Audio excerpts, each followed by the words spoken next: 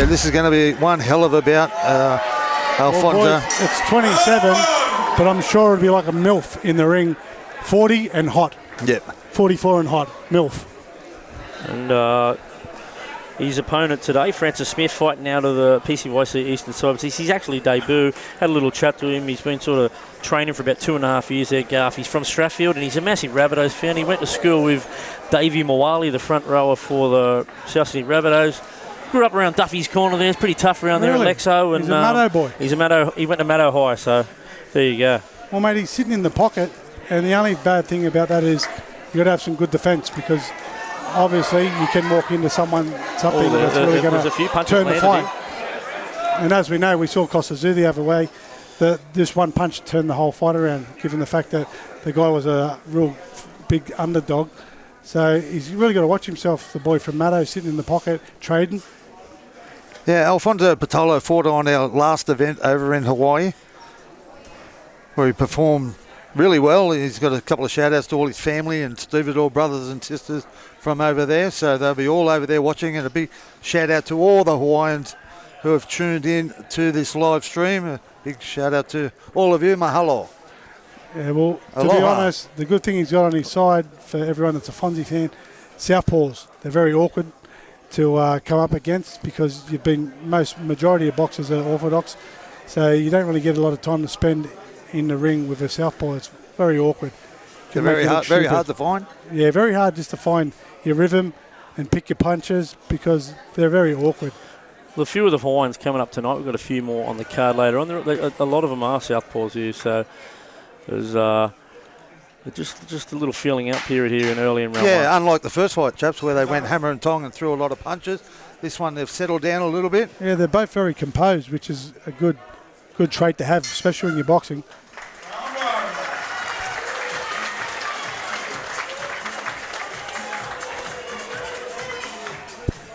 So it is 3 2-minute rounds, boys. 3 2-minute rounds for all the bouts tonight.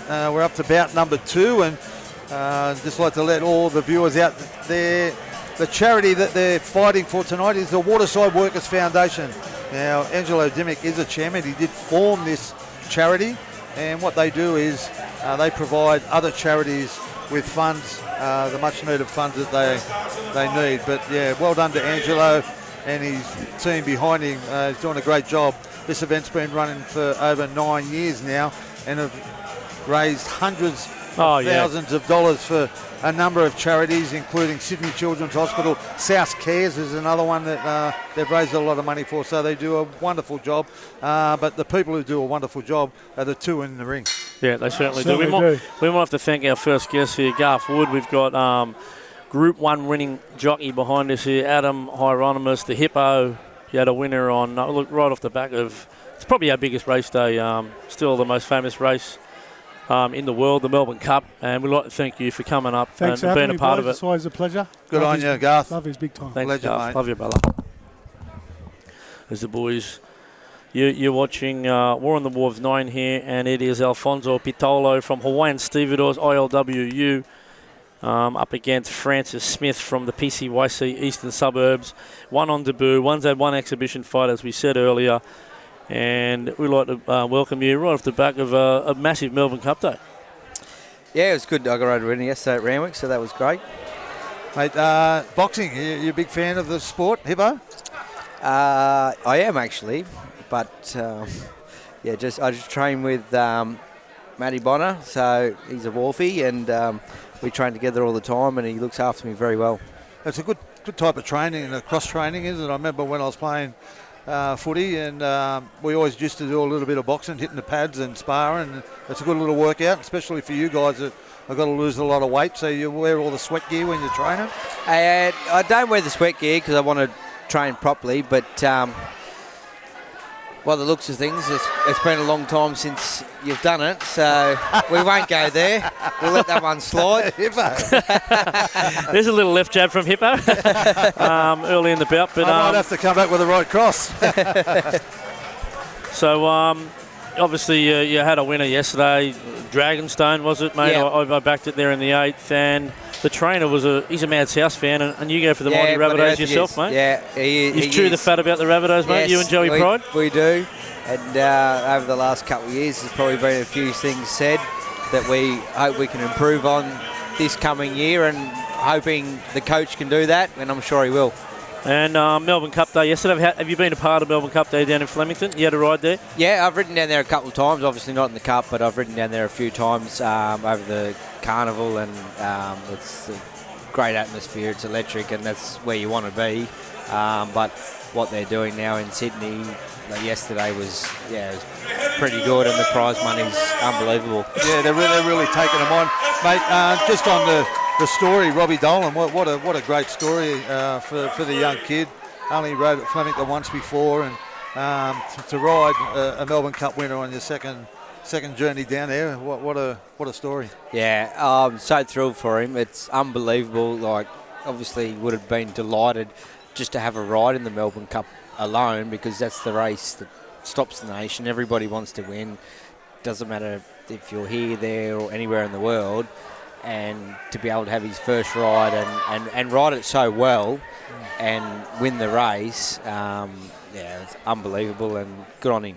Yeah. Well, the Everest has become one of the biggest races in the world, not only in Australia but in the world. But it's taken a little bit of the gloss off the Melbourne Cup, but it still is a race that people watch from all around the world now, and it's obviously something you aspire to be, a Melbourne Cup winner. You know what it does? It always produces a battler, and Robbie was no different yesterday. Yeah, no, that's exactly right. It's a funny race. It does stop the nation, and it is such a big race in the world, and it's so